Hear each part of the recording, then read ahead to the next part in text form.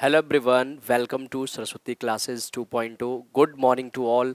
चलिए आज के हम सेशन में आपको जो सीटेट का 2011 का ईवीएस सेक्शंस करने वाले हैं। ईवीएस सेक्शंस में हम सारे क्वेश्चंस के प्रॉपर एनालिसिस के साथ क्वेश्चंस को अटेंड करेंगे। आज का सेशन काफ़ी इंपॉर्टेंट होगा आप सभी के लिए। ऐसे ही ईवीएस सेक्शंस के भी आपके सारे क्लासेस आपको मिलेंगे। तो हम प्रीवियस ईयर पीवाईक्यूज कर रहे हैं, तो आइए आज के सेशंस को हम स्टार्ट करेंगे। ये आपका पीवाईक्यू है जो 11 का है, 2011 का है। हम 10 ईयर्स पीवाईक्यूज प्रॉपर बेसिस पे करने वाले हैं। तो चलिए फ्रेंड्स, आप सभी बने रहेंगे इस सेशन में और बेहतर तरीके से आप इसकी पूरी प्रिपरेशन करने वाले हैं। तो चलिए आइए हम कंटिन्यू करेंगे और हम इस तरीके से क्वेश्चंस की ओर बढ़ेंगे। भाई क्वेश्चन जो आपका पीवाई आपका जो आता है ईवीएस सेक्शन में, वो क्वेश्चन आपका 61 टू 90 क्वेश्चंस होते हैं। एटलीस्ट 30 क्वेश्चंस आपके आएंगे जो ईवीएस सेक्शन से पूछा जाता है। ईवीएस सेक्शन को हम थोड़ा आपको एलिबोरेट करके बताएं क्वेश्चन पूछे कैसे जाते हैं। तो आपका एनसीईआरटी बेस्ड क्वेश्चन होगा, एनसीईआरटी को प्रॉपर एनालिसिस करनी चाहिए और पैडागोजिकल एस्पेक्ट पर बेस्ड होता है, शिक्षण विधियों पर आधारित होता है।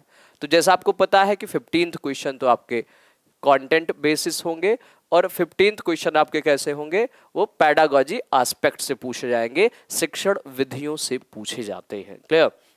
तो इस तरीके से आप देख पा रहे होंगे कि क्वेश्चंस आपके ऐसे बनेंगे। तो आइए हम इन क्वेश्चंस की प्रॉपर एनालिसिस करेंगे और आज के क्लासेस में हम पूरे क्वेश्चंस को करने वाले हैं प्रॉपर तरीके से। तो चलिए फ्रेंड्स, बने रहिएगा आप लोग इस सेशन में। क्वेश्चन आपका क्या कह रहा है, ये क्वेश्चन है। क्वेश्चन को हम बड़ा टफ शब्दों में ना पढ़ करके हम बड़े इजी शब्द में लेंगे। ये शब्द लिखा है दत्त कार्य। दत्त कार्य में होता है होमवर्क या गृह कार्य कह सकते हैं, होमवर्क कहेंगे। भाई ये क्वेश्चन दिया गया है कि होमवर्क के संबंध में निम्न में से कौन सा कथन सही है। राइट ऑप्शन आपका कौन सा होगा कि बच्चों को अगर हम होमवर्क दें तो होमवर्क देने से बच्चे में क्या चीजें डेवलप होंगी, वैसे ऑप्शंस आपको प्रेफरेंस लेने हैं। ये पैडागॉजी वाला क्वेश्चन है। ये क्वेश्चन कैसा है, ये ईवीएस पैडागॉजी का है, ईवीएस शिक्षण विधि का ये प्रश्न होगा। तो ऑप्शंस आप देख सकते हैं। ऑप्शन है दत्त कार्य अभिभावकों, भाइयों या बहनों द्वारा अपनी क्षमता के अनुसार किया जा सकता है। भाई अगर पेरेंट्स, गार्जियंस, ब्रदर, सिस्टर, ये सभी आपके बच्चे के सब इनकी क्षमता के अनुसार किया जाएगा तो वो होमवर्क हम प्रोवाइड करेंगे क्या। प्रतिदिन विविधता और अभ्यास कराने के लिए कक्षा कार्य और फिर गृह कार्य के रूप में दत्त कार्य दिया जाता है। गृह कार्य होमवर्क या दत्त कार्य हम कहें वैसे ही आपका है, जैसे क्लासरूम वर्क या आपके बेसिकली होमवर्क कहेंगे। फिर आपका दत्त कार्य आकलन का एकमात्र तरीका है। भाई आकलन, बच्चों का जो असेसमेंट होगा वो केवल दत्त कार्य से हो पाएगा क्या, तो ये बिल्कुल सही नहीं होगा, क्योंकि असेसमेंट बेसिकली हम बच्चे के अलग अलग लेवल्स पे करेंगे। जैसे हम बात करें फॉर्मेटिव असेस भी करते हैं और समेटिव असेसमेंट भी करते हैं। क्लियर? तो इस तरीके से आपके होंगे। नेक्स्ट की बात करें, दत्त कार्य बच्चों को सूचना खोजने, अपने विचारों का निर्माण करने और उन्हें उच्चारित करने का अवसर प्रदान करता है। तो ऑप्शंस आप अगर सोचें तो ऑप्शन दो, तो ऑप्शन पूरी तरीके से इलिमिनेट हो जाते हैं कि पेरेंट्स, भाई बहन की क्षमता के अनुसार होगा। ये ऑप्शन आपके बिल्कुल सही नहीं होंगे, इलिमिनेशन आप देखिए। हम बात करें केवल शब्द कहा गया, एकमात्र शब्द कहा गया, वैसे ये नेगेटिव शब्द है, ये शब्द आपके पॉजिटिव नहीं होंगे, तो ये ऑप्शन आपका नहीं होगा। हम बात करें और दो ऑप्शंस, देखो ये दोनों ऑप्शंस आपको सही लग सकते हैं, या आपको लग सकते हैं कि ये भी ऑप्शन सही है। भाई प्रतिदिन विविधता और अभ्यास कराने के लिए जो कक्षा कार्य और फिर गृह कार्य के रूप में दत्त कार्य दिए जाते हैं, यह ऑप्शन लग सकता है, लेकिन जो बेहतर ऑप्शन है वो क्या है, ऑप्शन ये होगा कि दत्त कार्य बच्चों को सूचना खोजने, कोई टॉपिक दिया गया बच्चे से, कहा गया बच्चों आप अपने आसपास के बारे में जल प्रबंधन या जल का समुचित प्रयोग कैसे करें उसके बारे में लिख कर लाइए। तो बच्चे पहले सूचना खोजेंगे, इंफॉर्मेशन खोजेंगे, फिर कुछ अपने विचारों का निर्माण करेंगे, अपने थॉट्स बनाएंगे कि वाटर कंजर्वेशन कैसे करेंगे, जल संरक्षण कैसे कर सकते हैं, जल का उपयोग कैसे करना है, जल को हमें बचाने के तरीके क्या हो सकते हैं, और फिर उन्हें उच्चारित करने का अवसर प्रदान करें। D is the right option, D विकल्प पूरी तरीके से आपका सही होगा, मोस्ट अप्रोप्रिएट ऑप्शन आपका हो जाएगा। तो ये क्वेश्चन समझ में आए, बात समझ में आई, कोई डाउट तो नहीं है? डाउट होंगे तो आप कमेंट में जरूर पूछ लेंगे। तो ये वाले ऑप्शंस, आप ऐसे ऑप्शंस को करेंगे एग्जामिनेशन में, क्लियर ना? चलिए हम इसी क्रम में नेक्स्ट क्वेश्चन की ओर बढ़ेंगे। तो आपका ये 61 क्वेश्चन रहा, नेक्स्ट क्वेश्चन आपका 62 है। भाई 61 टू 90 30 क्वेश्चन ईवीएस के पूछे आते हैं, कुछ तो कंटेंट बेस्ड होगा, कुछ पैडागॉजी। तो जो पहले क्वेश्चंस हैं वो पैडागॉजिकल एस्पेक्ट पे पूछ लिए गए हैं। जैसा आप क्वेश्चन देखिए, पर्यावरण अध्ययन, 1 सेकंड भाई, पर्यावरण अध्ययन की कक्षा में सरल प्रयोग और निर्देशन किए जा सकते हैं। पर्यावरण की कक्षा में जो बेसिक एक्सपेरिमेंट्स किए जाते हैं, निर्देशन दिया जाता है, उनका यूज हम कैसे करेंगे, उसका हम जब प्रयोग कराते हैं, अनुदेशन इंस्ट्रक्शन देते हैं, तो वो क्लासरूम या स्कूल के लिए कैसे हेल्प करेगा। कक्षा में अनुशासन को सुनिश्चित करने के लिए, बच्चों को नियंत्रित करने के लिए, भाई क्लासरूम में हम बच्चों को बिल्कुल नियंत्रण में रखें, कंट्रोल में रखें, तो इसके लिए क्या हम सरल प्रयोग कराते हैं, निर्देशन देते हैं। फिर बच्चों को स्वयं सीखने के योग्य बनाना और अवलोकन कौशल को पैना करना, ऑब्जर्वेशन स्किल को इम्प्रूव करना, और लर्निंग बाय डूइंग, करके सीखने, सेल्फ लर्निंग, स्वयं सीखने के योग्य बनाना। ठीक है। उच्च कक्षाओं में क्या किया जाता है, उसका अनुकरण करने के लिए, भाई जो हायर क्लासेस में जो चीज़ें होती हैं वो लोअर क्लासेस के बच्चे फॉलो करेंगे। ये ऑप्शन किस तरीके से हो सकता है, या ये ऑप्शन देखिए, बच्चों द्वारा पूछे गए प्रश्नों पर आधारित विचारों पर चर्चा करने, अवलोकन को दर्ज करने तथा उनका विश्लेषण करने के लिए। हमेशा जो आपका ऑप्शन होगा वो अम्ब्रेला टर्म होगा। अम्ब्रेला टर्म मीन्स होता है जो सबको एक साथ समाहित करे हो। जैसा आप पहला और तीसरा ऑप्शन एलिमिनेट कर सकते हैं कि केवल अनुशासन और बच्चों को नियंत्रित करना प्रयोग का, और हम बात करें निर्देशन का, उद्देश्य नहीं है। हम बात करें स्वयं को सीखने के योग्य बनाना, ठीक है, बच्चे स्वयं को सीखने के योग्य बनाते हैं, और ऑब्जर्वेशन स्किल्स को इंप्रूव करना, ये ऑप्शन ठीक है, लेकिन हायर क्लासेस से बच्चों को लोअर क्लासेस में सिखाना ये कोई खास पर्सपेक्टिव उद्देश्य नहीं होगा। लेकिन जो फोर्थ ऑप्शन है, आप लोग केयरफुली देखेंगे, फोर्थ ऑप्शन बेसिक क्या होगा, अम्ब्रेला टर्म इसे कहते हैं, कंप्लीट तरीके से ऑप्शन आपके होंगे। भाई लास्ट वाला ऑप्शन जो दिया गया कि बच्चों द्वारा पूछे गए प्रश्नों पर आधारित विचारों पर चर्चा करना, जो क्वेश्चंस पूछे गए उसके जो थॉट्स है, थिंकिंग है, सिंबल्स है, उस पर डिस्कशन की जाए, चर्चा करी जाए। अवलोकन को दर्ज कराना, ऑब्जर्वेशन को दर्ज कराना, उनका विश्लेषण करना। Right option D is the right option होगा, डी विकल्प सही होगा। अम्ब्रेला टर्म वाले ऑप्शंस आप लेंगे जहां पर पूरी तरीके से कंबाइंड ऑप्शंस होंगे, जो पूरी तरीके से सबको समाहित करते हो, वो विकल्प ही सही होगा जो पैडागॉजी के क्वेश्चन पूछे जाते हैं, चाहे आपका सीडीपी का पैडा हो या ईवीएस की पैडा हो। तो जो पैडा के ऑप्शंस होंगे इस तरीके के टर्म्स लिए जाएंगे। क्लियर है? चलिए भाई, तो इसी सेशन में हम नेक्स्ट क्वेश्चन की ओर आगे बढ़ेंगे। आपको बात क्लियर हो पा रही होगी कि क्वेश्चन पूछे कैसे जा रहे हैं, पैडा के क्वेश्चन कैसे पूछे आ रहे हैं, ऑप्शंस आपको कैसे सिलेक्ट करने हैं। इसी क्रम में हम नेक्स्ट क्वेश्चन देखते हैं। ये भी क्वेश्चन ईवीएस को सिखाने का जो मीडियम है, क्वेश्चन पूछा गया है कि बच्चों को जब हम ईवीएस सिखाते हैं उसका मीडियम क्या होगा, तो स्टोरी टेलिंग या पोइम के मीडियम माध्यम से हम बच्चों को ईवीएस सिखाते हैं। क्वेश्चन कई ऐसे स्टोरी टेलिंग के माध्यम से पूछे जाते हैं। भाई क्वेश्चन पूछा गया है कि दुर्गा एक गांव में रहती है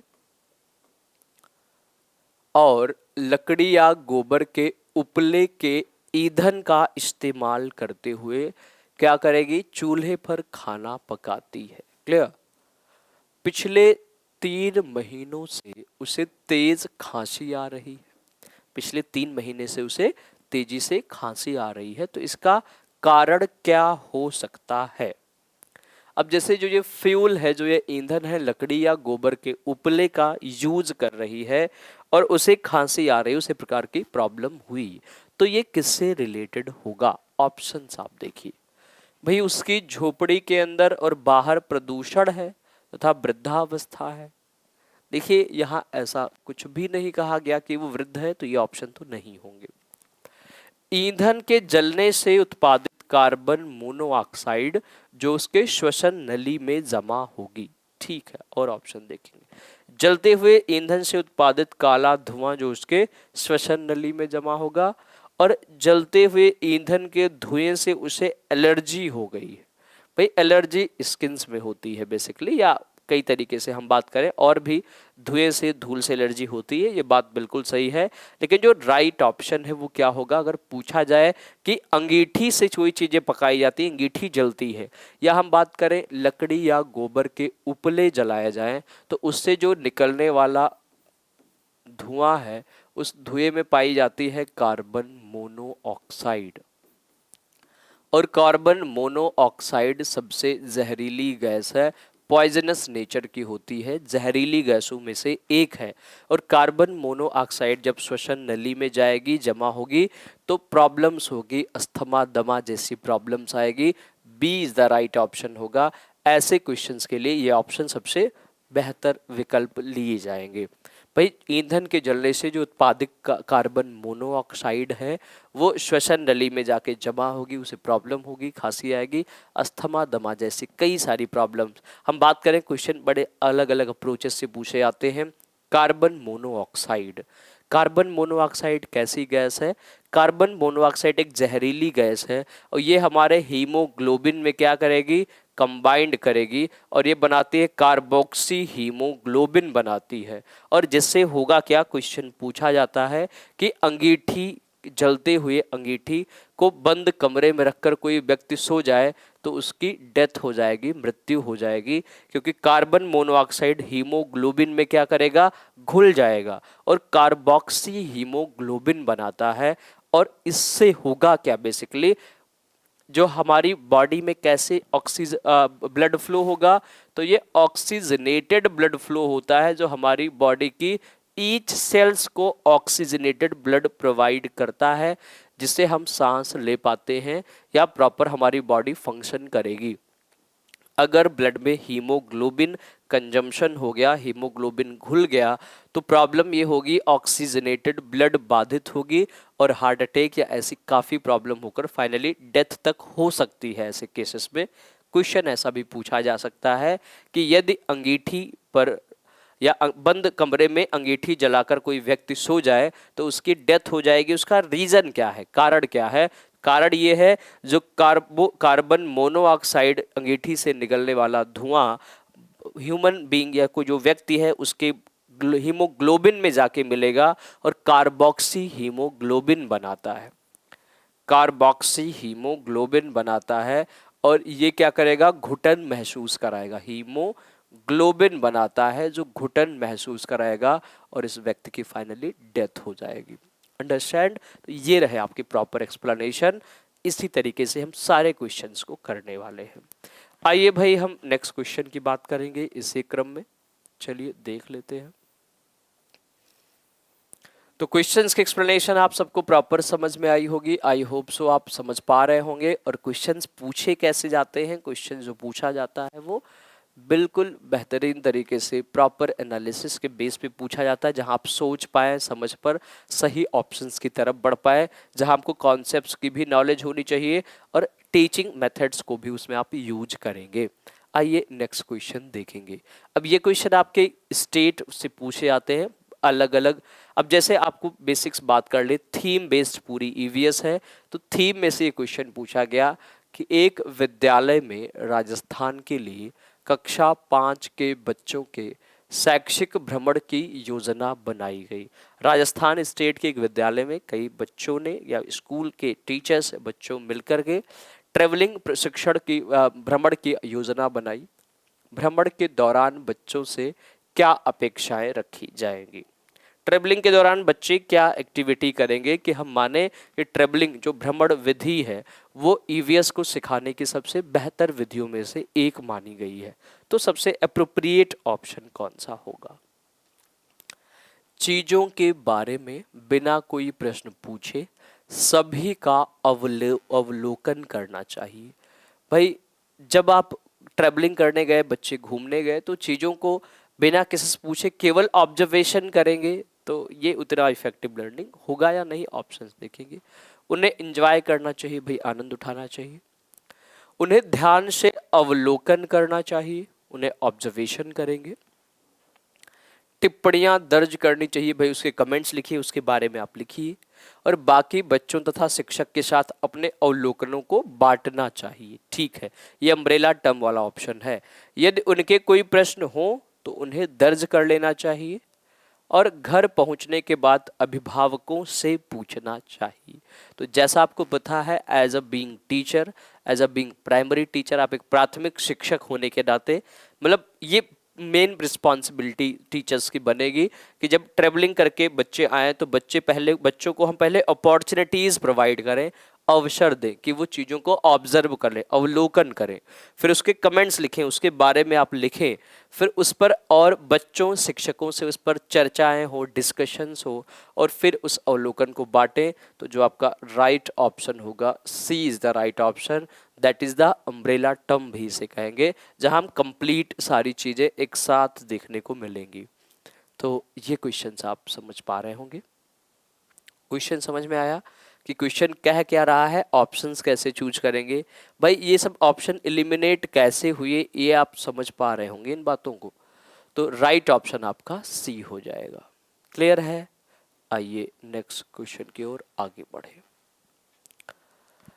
अब आप नेक्स्ट क्वेश्चन देखिए, ये सैनिटेशन स्वच्छता पर आधारित है। जैसी सेंट्रल गवर्नमेंट की भी कई सारे स्कीम चलाए गए, स्वच्छ भारत अभियान या स्वच्छता सर्वेक्षण रिपोर्ट जारी किया जाता है, कई शहरों को अलग अलग रैंकिंग दी जाती है। तो यहाँ भी बात की गई है कि जब हम वेस्टेज कूड़े को अलग अलग जगह व्यवस्थित करके मतलब उसका यूज करेंगे, उसको हम गार्बेज कूड़े का यूज कर सकते हैं। क्वेश्चन भी पूछा जाता है, 3R का यूज होता है ना। 3R कौन कौन से यूज होते हैं। 3R का यूज होता है reuse, recycle, reduce. 3 terms use होते हैं, पूछा जाता है रिड्यूस, रिसाइकिल, रीयूज। ये 3R पूछे जाते हैं। क्लियर, इंपॉर्टेंट है इस पर्सपेक्टिव में। तो क्वेश्चंस आप केयरफुली पढ़िए और कोशिश करेंगे सही ऑप्शन की ओर पढ़े। रानी अपने घर का कूड़ा नीचे दर्शाए तरीकों से 2 ढेरियों में अलग करती है। रानी अपने जो घर का कूड़ा है वो 2 जगह कलेक्ट करेगी। कैसे कैसे? केले का छिलका, सब्जियों के छिलके और सूखी पत्तियां। जो सूखे है ना आपके कूड़े होंगे वो एक जगह, केले का छिलका, सब्जियों का छिलका और सूखी पत्तियां। ठीक है। जैम की बोतल, अब ये सूखे हम बात करें, फल सब्जियों का छिलका एक जगह रखती है। जैम की बोतल, सॉस की बोतल, उपयोग में लाई गई टूथपेस्ट ट्यूब, प्लास्टिक के खिलौने। जो प्लास्टिक चीज़ें होंगी उन्हें अलग रखेगी, और जो प्लास्टिक चीज़ें नहीं हैं, जो डिफरेंट टाइप के फ्रूट्स, वेजिटेबल्स, उसको अलग रखती है। क्लियर। तो पूछा गया आपसे क्वेश्चन है कि रानी ने 2 ढेरियों में कूड़ा निम्न आधार पर अलग किया। किस बेसिस पे उसने ये डिफरेंशिएट किया? जैसे आपको पता है सेंट्रल गवर्नमेंट के भी रूल्स है कि ग्रीन, आपका जो ग्रीन डस्टबिन होगा और आपका ब्लू डस्टबिन होगा, 2 डस्टबिन लिए जाते हैं। क्लियर, वैसे ही कॉन्सेप्ट। भाई ऑप्शन क्या है? दुर्गंध है, दुर्गंध रहित है, इस आधार पर डिफरेंशिएट किया है क्या? अपघटित होने वाला, अपघटित नहीं होने वाला, पुनः चक्रण किया जा सकता है, पुनः चक्रण नहीं किया जा सकता, या घरेलू कचरा है, औद्योगिक कचरा है। बताइए, आप सभी बता सकते हैं किस तरीके से डिफरेंशिएट किया गया। जैसे मैंने बताया था रीयूज, तो रीयूज पुनः चक्रण किया जा सकता है, इन सबका नहीं। ये ऑप्शन होंगे क्या? या हम बात करें कंपोजिशन या डिकम्पोजिशन के बिहाफ पर, कुछ ऐसे अपघटित होते हैं, कुछ अपघटित नहीं होते।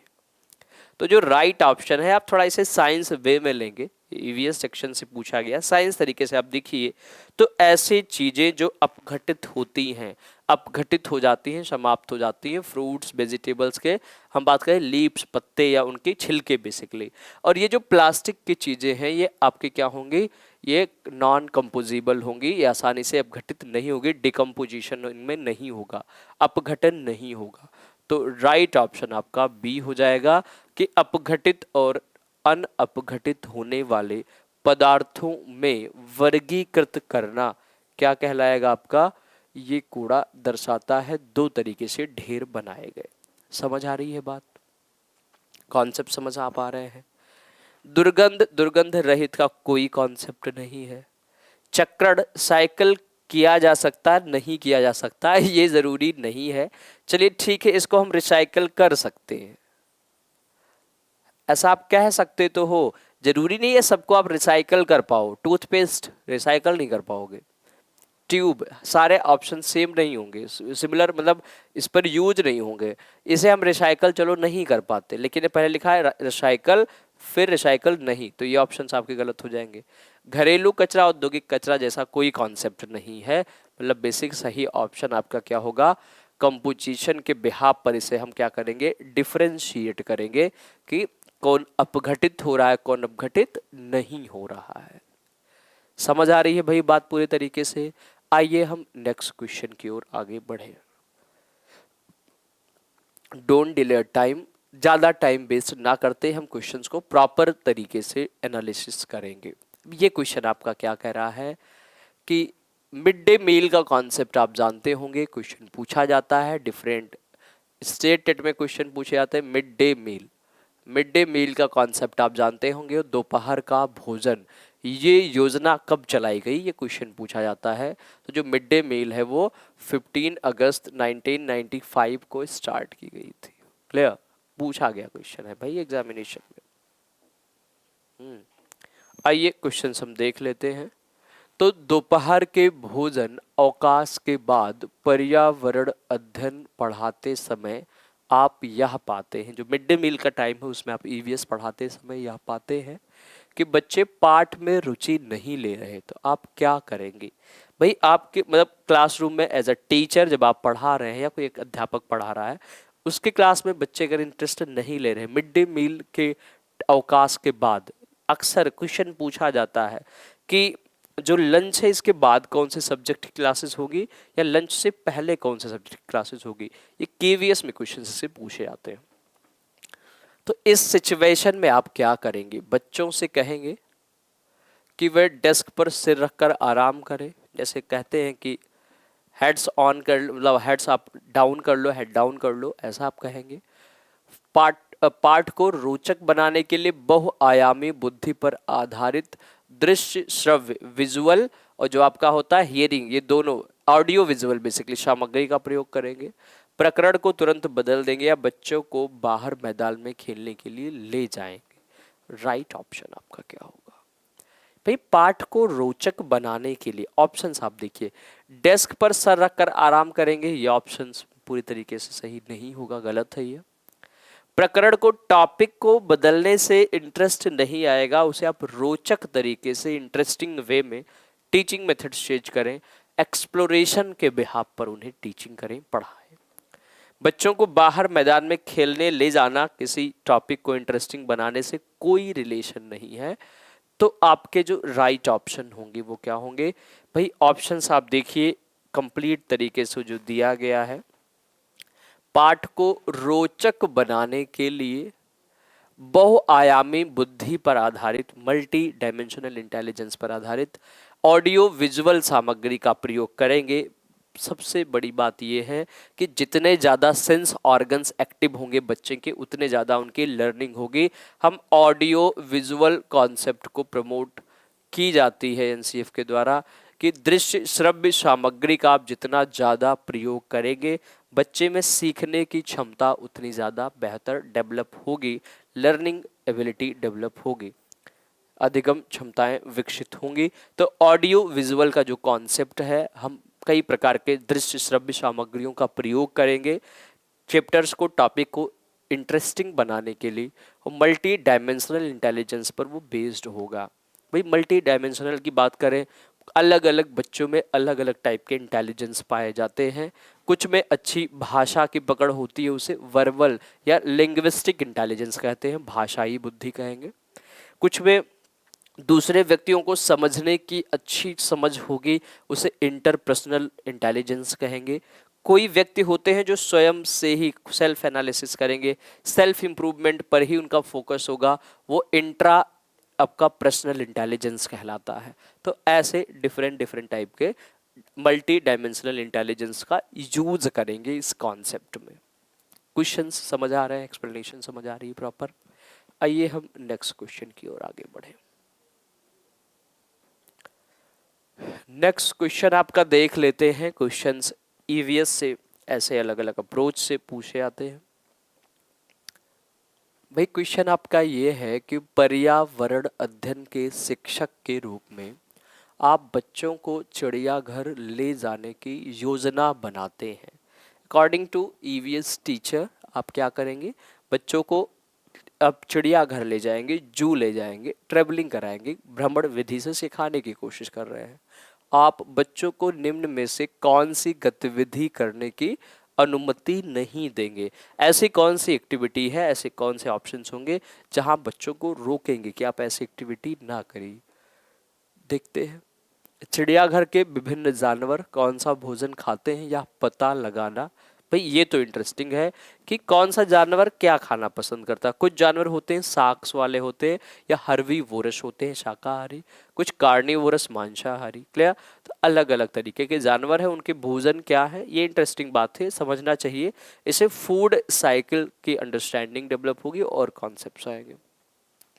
चिड़ियाघर में जिन जानवरों को देखेंगे उनकी फोटो एकत्रित करना, ऑप्शन देखेंगे।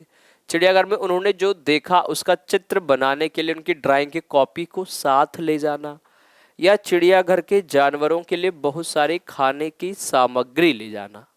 आप बताइए सही ऑप्शन। देखो नाउ डेज आज के हम टाइम की बात करें तो सेलफोन है, कैमरे हैं, तो बेसिकली हम बात करें जानवरों की फोटो देखना या एकत्रित करना, देखेंगे उसकी फोटो एकत्रित करेंगे, ठीक है, कोई इशू नहीं है। बच्चों को उनके डायग्राम चित्र बनाने को कहें, जैसे आप बंदर देख के आए, चिड़ियाघर में बच्चे देख के आए, उनसे उन पर फिर डिस्कशन करी जाए, उनसे ड्राइंग के लिए कहा जाए, ये इंटरेस्टिंग बात है। देखिए जो आप मना करेंगे, अनुमति नहीं देंगे, वो चिड़ियाघर के जानवरों के लिए बहुत सारी खाने की चीज़ें ले जाना, ये ऑप्शन आपका होगा। ये बिल्कुल सही नहीं होगा इस पर्सपेक्टिव में, तो D is the right option है और यही ऑप्शन आपके सही होंगे। भाई आप सभी कंफ्यूज हो सकते हैं कि कोई और ऑप्शन आप प्रेफरेंस ले, लेकिन चित्र बनाना ये ऑप्शन सही होगा, फोटो क्लिक कर सकते हैं, एकत्र करना भी ऑप्शन सही होगा। तो इस तरीके से ये राइट ऑप्शंस हो जाएंगे। आइए हम नेक्स्ट क्वेश्चन की बात कर ले। नेक्स्ट क्वेश्चन आपका ये है, एक टॉपिक है आपका बीज अंकुरण, या हम बात करें सीड जर्मिनेशन की बात करें, यहाँ से क्वेश्चन पूछा जाता है। ये बेसिक टॉपिक है, 5th स्टैंडर्ड की एनसीईआरटी पर बेस्ड है कि जो सीड जर्मिनेशन है, बीज अंकुरण की स्टेप्स हैं, वो बेसिकली किस पर बेस्ड होंगे। क्लियर? तो क्वेश्चन आपसे पूछा गया कि बीज अंकुरण की अवधारणा को इस तरह सबसे बेहतर तरीके से पढ़ाया जा सकता है। सीड जर्मिनेशन के कॉन्सेप्ट्स को हम कैसे बेहतर तरीके से सिखाएंगे, पढ़ाएंगे? भाई अंकुरित बीजों की फोटो दिखाना, ये है क्या? फिर कक्षा में अंकुरित बीजों को दिखाना और अंकुरण की प्रक्रिया को स्पष्ट करना, जर्मिनेशन के कॉन्सेप्ट को सिखाना कि कोई फूड ग्रेन्स है, आप उसे भिगो कर रख देंगे तो 2-3 दिन में उसमें जर्मिनेशंस आ जाएंगे, उसमें जिसे हम पोटैटो की बात करें, पोटैटो आइज कहते हैं, वो डेवलप हो जाती है, वो जर्मिनेशन का कॉन्सेप्ट है, वो आपके अंकुरण की चीज़ें होंगी। बोर्ड पर चित्र बनाते समय अंकुरण के चरणों को प्रदर्शित करना, ठीक है, ये ऑप्शंस सही है अपने पर्सपेक्टिव में। वही हम जब अम्ब्रेला टर्म ढूंढ रहे होंगे तो कंप्लीट ऑप्शंस की तरफ बढ़ेंगे। भाई बीज बोने, अंकुरण के विभिन्न चरणों का अवलोकन करने, उनका चित्र बनाने और उनकी गतिविधियों को विद्यार्थियों को निष्पादित करने के लिए कहना, उनके परफॉर्मेंस को करने के लिए कहना, ऑप्शंस आप देखिए, 4 ऑप्शन आप कैसे टिक करोगे। पहले बीज बोना, भाई सीडिंग करना, फिर उसके जर्मिनेशन के जितने भी स्टेप्स होते हैं, अलग अलग स्टेप्स को ऑब्जर्व करना, अवलोकन करना, उनके बच्चे फिगर बना सकते हैं जर्मिनेशंस के, और फिर उनकी एक्टिविटीज़ को बच्चों को निष्पाद परफॉर्मेंस करने के लिए कहना कि आप खुद करके ट्राई करिए। भाई लर्निंग बाय डूइंग का कॉन्सेप्ट यही है, बच्चा करके सीखने पर फोकस कराएंगे बच्चे को। तो सही ऑप्शन, सही विकल्प आपका ये हो जाएगा, आपका fourth is the right option होगा। अंडरस्टैंड? तो चलिए नेक्स्ट क्वेश्चन देखते हैं। नेक्स्ट क्वेश्चंस की बात करेंगे। क्वेश्चन देखिए बड़े इंटरेस्टिंग पूछे जाते हैं, केयरफुली पेशेंसफुली आप क्वेश्चंस को करेंगे, बेहतर से बेहतर आप सारे क्वेश्चंस करके आएंगे प्रॉपर्ली, और सारे आपके सही भी होंगे। ऐसा कोई नहीं है पेपर कि आपके पेपर बड़े टफ आते हो, 30 आउट ऑफ 30 आप स्कोर कर सकते हो। बस वही है कि आपके थोड़ी कॉन्सेप्ट्स क्लियर हो, थोड़ा पेशेंसफुली क्वेश्चंस पेपर को आप डील करें। तो क्वेश्चन आपका ये है, मीरा और दिव्या छोटी लड़कियां हैं, दो छोटी लड़कियां हैं। मीरा समोसे, कटलेट और डबल रोटी खाना पसंद करती है, ठीक है, जबकि दिव्या ऐसा भोजन खाना पसंद करती है जिसमें लौह तत्व की कमी है, जिसमें आयरन डिफिशियंसी है। तो मीरा और दिव्या को निम्न बीमारियों में से कौन सी बीमारी होगी? भाई ऐसे हम बात करें, मीरा दिव्या दो लड़कियां हैं, दिव्या को जो आयरन की डिफिशियंसी वाली चीज़ों को खाना पसंद करेगी, तो प्रॉब्लम क्या होगा? जब आयरन की डिफिशियंसी होगी तो एनीमिया होता है, ऐसे पेशेंट एनीमिक पेशेंट कहलाते हैं। एनीमिक या डिजीज होगा या एनीमिक पेशेंट कहलाएंगे, क्लियर? देखिए हम बात करें जो समोसे, कटलेट और डबल रोटी खाएगा उसमें क्या होगा?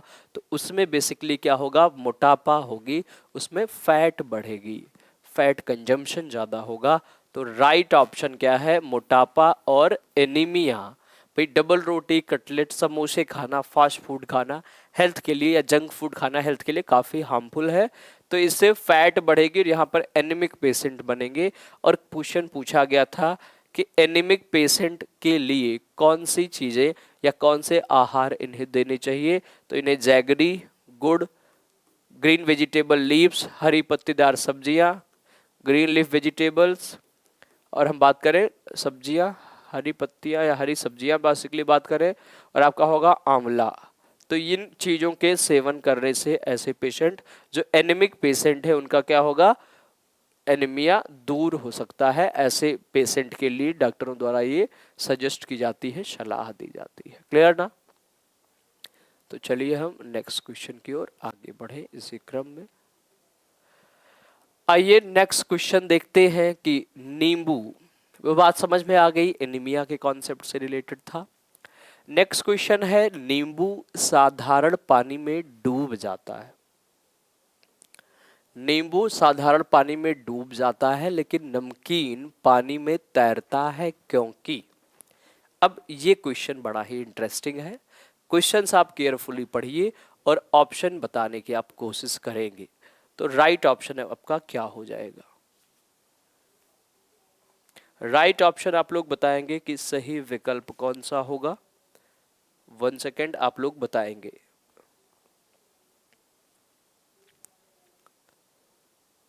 ठीक, ऑप्शंस आप बताइए कि नींबू का घनत्व नमकीन पानी में कम हो जाता है, ठीक है, नमकीन पानी का घनत्व साधारण पानी के घनत्व से अधिक होता है, या साधारण पानी का घनत्व नमकीन पानी के घनत्व से अधिक होता है, या नींबू का घनत्व नमकीन पानी से अधिक होता है। तो आपके जो ऑप्शंस आप देखिए, साधारण नींबू पानी, नींबू साधारण पानी में डूब जाता है लेकिन नमकीन पानी में तैरता है। तो जो नमकीन पानी, आपके दो वाटर लिए जाएं ग्लासेस, दो वाटर बॉटल्स लिए जाएं,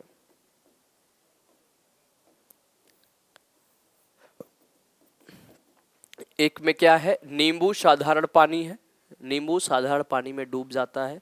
ये आपका नॉर्मल वाटर है, साधारण पानी है, यहाँ पर नींबू क्या होगा? डूब जाएगा, ठीक है, यहाँ पर नींबू डूब जाएगा।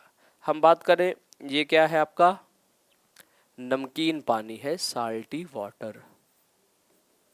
नमकीन पानी, इसमें नींबू नहीं डूबता, ठीक, या तैरता रहता है। नहीं डूबता का मीनिंग तैरता है, इसका ऑब्जेक्टिव क्या है, मीनिंग क्या है।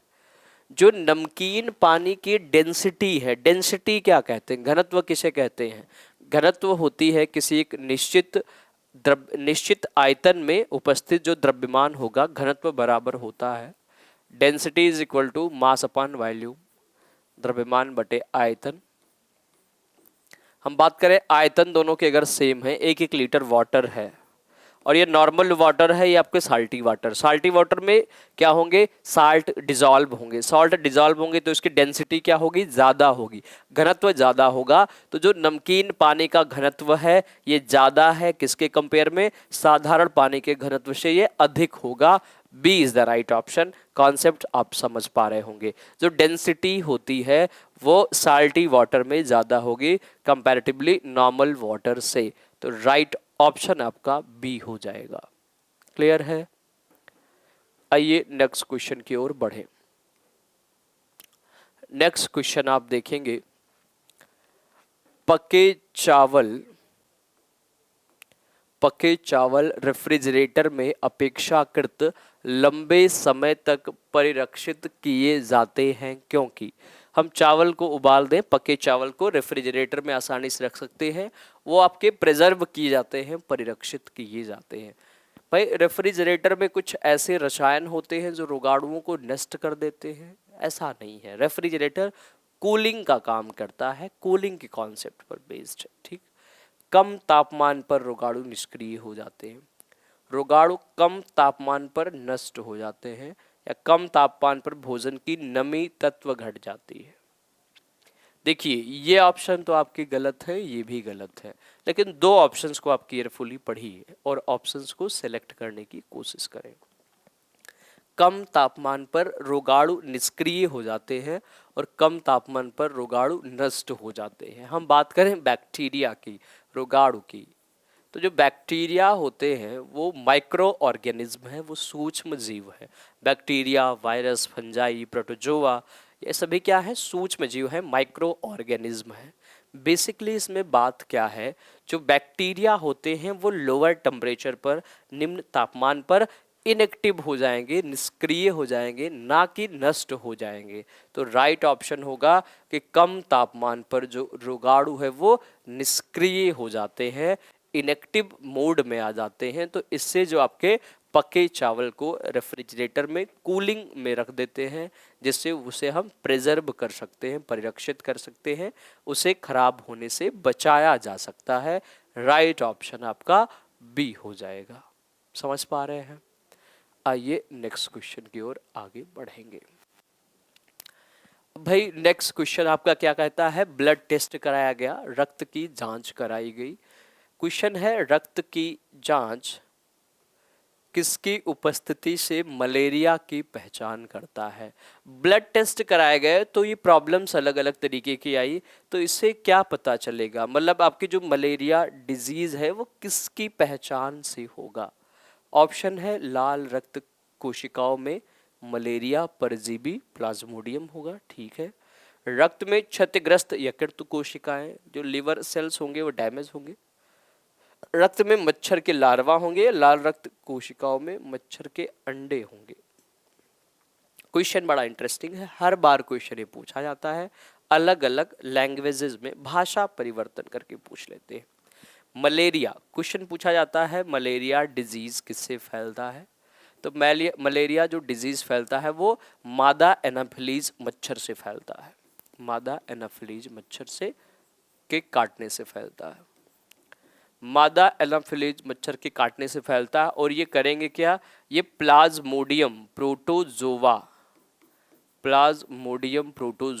से फैलते हैं। तो यही होगा, जो रेड ब्लड सेल्स है, लाल रक्त कणिकाएं हैं, उसमें मलेरिया परजीवी पाया जाता है, और मलेरिया परजीवी पाए जाने के कारण ऐसे जो पेशेंट होंगे उसमें मलेरिया रोग होगा, मलेरिया के पेशेंट हो जाते हैं। तो इस तरीके से ये इसकी पहचान की जा सकती है। राइट ऑप्शन आपका ए हो जाएगा। क्लियर है भाई बात। आइए नेक्स्ट क्वेश्चन की ओर आगे बढ़े।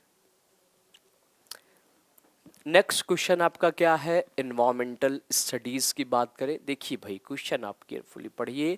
पर्यावरण अध्ययन की कक्षा में अवधारणाओं को स्पष्ट करने के लिए ईवीएस क्लासरूम में कॉन्सेप्ट्स सिखाने के लिए बच्चों को कविताओं और कहानी कथन का प्रयोग करना, जैसा अभी मैंने डिस्कस किया था, आपको बताया भी था कि बच्चों को जो ईवीएस हम सिखाते हैं, ईवीएस की आप बुक को कभी ऑब्जर्व करिए, देखिए, तो उसमें बेसिकली क्या होते हैं, बात करें एक्टिविटीज़, गतिविधियों से सिखाया जाता है। और बच्चों को स्टोरी टेलिंग मीडियम लेंगे, कहानी विधि, कविता के माध्यम से बच्चों को सिखाए जाएंगे। तो वही क्वेश्चन आपसे कह रहा है कि कविताओं और कहानियों का जो प्रयोग करना क्या होगा, उचित दिशा में बच्चों की ऊर्जा को संकेंद्रित करना है। ठीक है, पाठ को आनंददायक और रोचक बनाने में मदद करना है, स्थानीय एवं विश्व स्तर पर संस्कार की प्रकृति को खोजने और कल्पना करने की योग्यता का विकास करना है, या बच्चों में विद्यमान भाषिक और सांस्कृतिक विविधता को ध्यान में रखना है। अब आप लोग ऑप्शंस को देखिए तो काफ़ी नैरोअर भी मीनिंग रखता है और ब्रॉड एस्पेक्ट में भी मीनिंग है। अगर हम कहें ईवीएस को सिखाने में बच्चों को हम स्टोरी या पोइम्स से सिखाते हैं, तो इसकी जो नैरोअर एस्पेक्ट होगा, जो इसका एक संकीर्ण उद्देश्य हो सकता है, वो बच्चों को इंटरटेन करना एक जरिया हो सकता है, आनंद देना। तो ये ऑप्शन आपके हो सकते हैं कि हम टॉपिक को इंटरेस्टिंग बना रहे हैं या इंजॉयफुल बना रहे हैं, आनंददायक बना रहे हैं। ये नैरेवर पर्सपेक्टिव है, ये संकीर्ण उद्देश्य होगा, ये राइट सही आपका उद्देश्य नहीं है।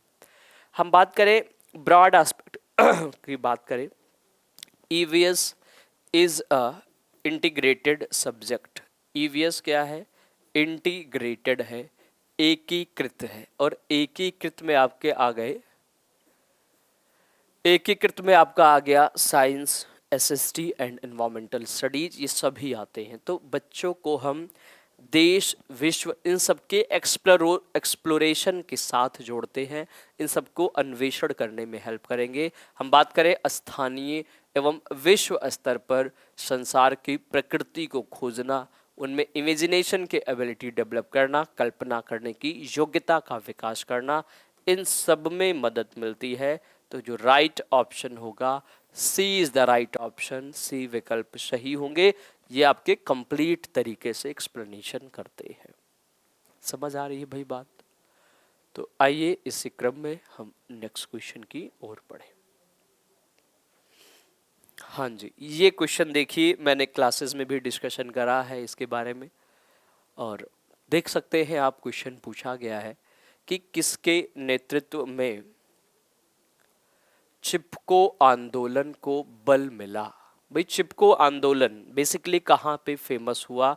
चिपको आंदोलन फेमस हुआ उत्तराखंड में, जहाँ पर जंगल बचाने से संबंधित या पेड़ों की कटाई को रोकने से संबंधित एक मूवमेंट चलाया गया, जिसे चिपको मूवमेंट कहते हैं। और चिपको मूवमेंट जो जिसकी लीड जिन्होंने किया, उनका नाम है सुंदरलाल बहुगुणा। और इनको बात करें हम फॉरेस्ट कंजर्वेशन के लिए, जंगल संरक्षण के लिए या पर्यावरण संरक्षण के लिए, इन्हें कई सारे अवार्ड मिले हैं, नेशनल अवार्ड्स मिले हैं ये।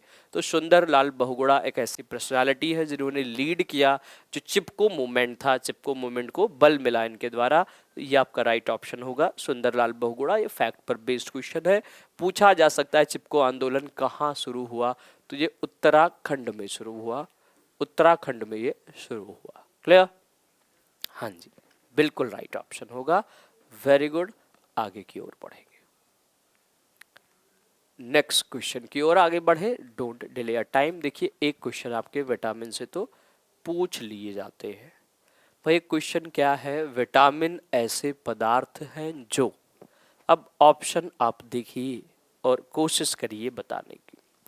भाई विटामिन कैसे पदार्थ, ये हमारी मेटाबॉलिक रेट, भाई हमारी उपापचय दर बढ़ाकर भार में कमी लाते हैं, स्वस्थ रहने के लिए दवाई के रूप में लिए जाते हैं, पेशियों का विकास करके हमें ताकतवर बनाते हैं, या जो डिफिशियंसी डिजीज होगी, हीनता जन्य रोगों से बचाने के लिए थोड़ी मात्रा में आवश्यक होते हैं।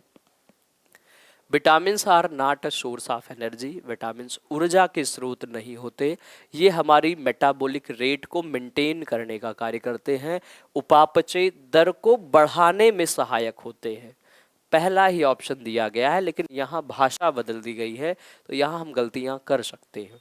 भाई ये उपापचय दर को बढ़ाकर भार में कमी नहीं लाते हैं, ये हमारी मेटाबॉलिक रेट को मेंटेन करने में हेल्प करेंगे, तो ये ऑप्शन नहीं होगा।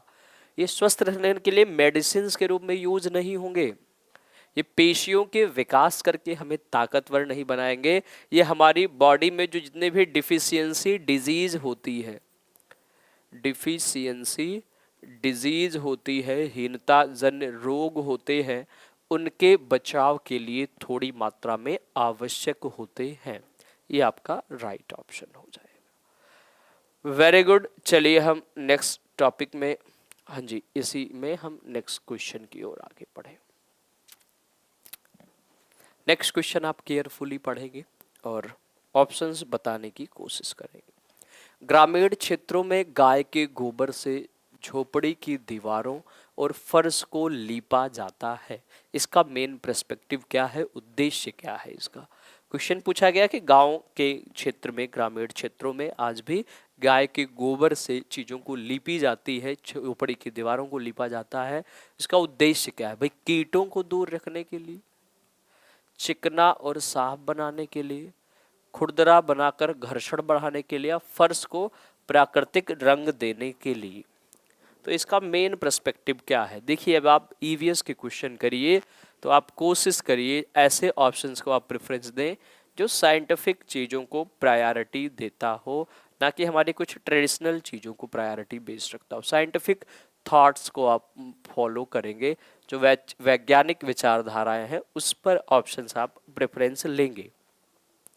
तो जो ईवीएस सिखाया गया वो उसका साइंटिफिक थॉट, ईवीएस में साइंटिफिक थॉट को आप प्रायोरिटी देंगे। क्वेश्चन पूछा गया है कि राजस्थान में गाय के गोबर से लीपा जाता है, तो इसका एक साइंटिफिक रीज़न ये होगा कि जो कीड़े मकोड़े हैं, कीट हैं, उनसे साफ करने के लिए, कीटों से दूर रखने के लिए, है ना, कीटों को दूर रखने के लिए उसकी हम लिपाई करते हैं, या हम बात करें दीवारों को लीपा जाता है, तो ये गाय के गोबरों का प्रयोग करेंगे। ये ऑप्शन आपका पूरी तरीके से सही होगा। क्लियर है ना। चलो भाई हम आगे बढ़ेंगे। तो इस तरीके से आप क्वेश्चंस को प्रॉपर तरीके से एनालिसिस करोगे तो सबसे ज़्यादा हेल्प मिलेगी आपको प्रिपेयर में। आइए नेक्स्ट क्वेश्चन देख लेंगे इसी सीक्वेंस में। क्वेश्चंस आप केयरफुली देखें। एक किसान दानों को भूसों से अलग करना चाहता है, जिस प्रक्रिया में यह किया जा सकता है वह क्या कहलाएगी। भाई एक किसान है, आप देखते हैं गेहूं की बुवाई का टाइम पीरियड आप देखिए, जब गेहूं की कटाई होती है तो गेहूं के दानों को भूसों से अलग करा जाता है। जैसा पता भी होगा, अगर आप भी थोड़ा भी ग्रामीण क्षेत्र से बिलोंग करते होंगे तो कुछ बेसिक चीज़ें आपको आती होंगी।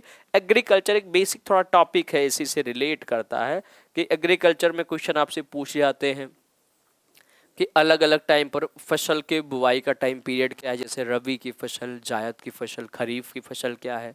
फसल से संबंधित कुछ पेस्टिसाइड्स, कुछ इंसेक्टिसाइड्स का यूज होता है। फर्टिलाइजर्स के क्वेश्चन पूछ लिए जाते हैं, बेसिक कॉन्सेप्ट से रिलेटेड है, तो बड़ा बेसिक सा क्वेश्चन है कि ऐसी फसल, बात करें किसान दानों को भूसों से अलग करने की जो प्रक्रिया है वो क्या कहलाती है, तो आपकी जो राइट ऑप्शन होगा, क्या हस्तचयन है, निष्पादन है, थ्रेशिंग है, या फसल की कटाई। फसल की कटाई करना तो फसल को काटना हुआ, निष्पादन का मीनिंग है परफॉर्मेंस करना, वो मीनिंग है हस्तचयन, हाथों से चुनना, तो राइट ऑप्शन होगा थ्रेशिंग। आप याद करिए और एनालाइज करिए, कुछ बेसिक चीज़ों को आप ध्यान में रखिए कि गेहूं को हम कैसे दानों को अलग करेंगे, तो एक मीडियम है थ्रेशिंग, और जो इक्विपमेंट यूज होता है उसे थ्रेसर भी कहते हैं, तो थ्रेशिंग के माध्यम से हम दानों से भूसों को अलग कर लेते हैं। क्लियर है ना। आइए नेक्स्ट क्वेश्चन देख लेंगे। क्वेश्चन समझ आ रहे होंगे प्रॉपर आप सभी को, काफ़ी अच्छा लग रहा होगा आज की सेशन आप सभी को, तो ऐसे ही आप बने रहेंगे और क्वेश्चंस की प्रैक्टिस करेंगे। नेक्स्ट क्वेश्चन आपका ये है कि पर्यावरण अध्ययन की पाठ्य पुस्तक में पहेलियां शामिल करने का निम्न में से कौन सा उद्देश्य नहीं है? भाई ईवीएस हम बात करें, उसकी पाठ्य पुस्तक में पहेलियों को शामिल करना, एक्टिविटीज, बूझो तो जाने, पहेलियां, जैसा आपने बुक अगर आप देखिए प्रॉपर तो आपको ये चीजें देखने को मिलेंगी। तो इनको शामिल करने का कौन सा उद्देश्य नहीं है? भाई नहीं ध्यान हम रखेंगे। अक्सर ये भी हम गलतियां कर देते हैं, नहीं शब्द मिस हो जाता है। तो भाई सृजनात्मक चिंतन की योग्यता और उत्सुकता का विकास करना, ठीक है, ये तो पॉजिटिव है। बच्चों में आलोचना और आलोचनात्मक चिंतन शक्ति विकसित करना, ये भी सही है। बच्चों में तर्कना का विकास करना, ठीक है, उनमें रीजनिंग एबिलिटी डेवलप होगी। या बच्चों के मस्तिष्क को भ्रमित करना, उसे इस भ्रम का आनंद उठाने देना, तो ये तो नहीं होगा। भ्रमित करना उद्देश्य तो नहीं है भाई, हम कंफ्यूज करें, भ्रमित करें, ये कोई पर्सपेक्टिव नहीं होगा। राइट ऑप्शन आपका डी हो जाएगा। नेक्स्ट क्वेश्चन देखेंगे। नेक्स्ट क्वेश्चन आप देखिए, पर्यावरण अध्ययन की कक्षा में बच्चों के व्यक्तिगत अनुभवों को महत्व देना शिक्षक को क्या लाभ पहुंचाता है? पर्यावरण अध्ययन की कक्षा में बच्चों के अनुभवों को महत्व देना शिक्षक को क्या लाभ पहुंचाता है? ऑप्शंस आप देखिए। उसकी ऊर्जा बचाने में, क्योंकि बच्चे बातचीत करना पसंद करते हैं। बच्चों के विशिष्ट अनुभवों को जानने में। बच्चों की भाषा और संप्रेषण कुशलताओं को सुधारने और परिमार्जित करने में। या विमर्श के बच्चों के अनुभव संसार से जोड़ने और विमर्श व सीखने को बढ़ावा देने में। तो राइट ऑप्शन आपका क्या हो जाएगा? राइट ऑप्शन आप देखिए कि पर्यावरण अध्ययन में बच्चों के, बेसिकली हम बात करें व्यक्तिगत अनुभव का महत्व क्या है, तो ऑप्शन आप देखिए व्यक्तिगत अनुभव ये है कि विमर्श को बच्चों के अनुभव संसार से जोड़ना और विमर्श को सीखने के लिए बढ़ावा देना। D is the right option होगा। आई नेक्स्ट क्वेश्चन की ओर बढ़े, नेक्स्ट सीक्वेंस में बढ़ेंगे। बच्चों को विभिन्न प्रकार के ईंधन से परिचित कराने के लिए शिक्षक क्या करेगा? हमें उन्हें फ्यूल का कॉन्सेप्ट सिखाना है, उन्हें फ्यूल के कॉन्सेप्ट हमें बताने हैं।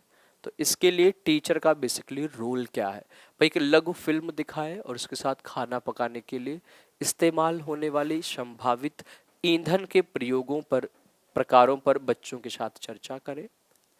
या चार्ट पर ईंधन का चित्र प्रदर्शित करें। बच्चों से विभिन्न प्रकार के ईंधन की सूची बनाने के लिए कहें। या कक्षा के में कुछ ईंधन के नमूनों को दिखा सके। अब सूची बनाना, चित्र प्रदर्शित करना, नमूने दिखाना, उससे बेहतर तो ये है कि हम बच्चे को शॉर्ट फिल्म दिखाएं कि फ्यूल का यूज हम भोजन पकाने के लिए कैसे करेंगे और उसके संभावित ईंधन के प्रकारों पर चर्चा करने के लिए कहे। ए इज द राइट ऑप्शन होगा। आइए इसी सीक्वेंस में हम नेक्स्ट क्वेश्चन की ओर बढ़ेंगे। हाँ जी भाई, ये क्वेश्चन देखिए, एक क्वेश्चन आपको मैप से पूछ लिया जाता है। अब तो मैप से आपके डिफरेंट थोड़े क्वेश्चन पूछे जाते हैं, मैप से इंपॉर्टेंट क्वेश्चन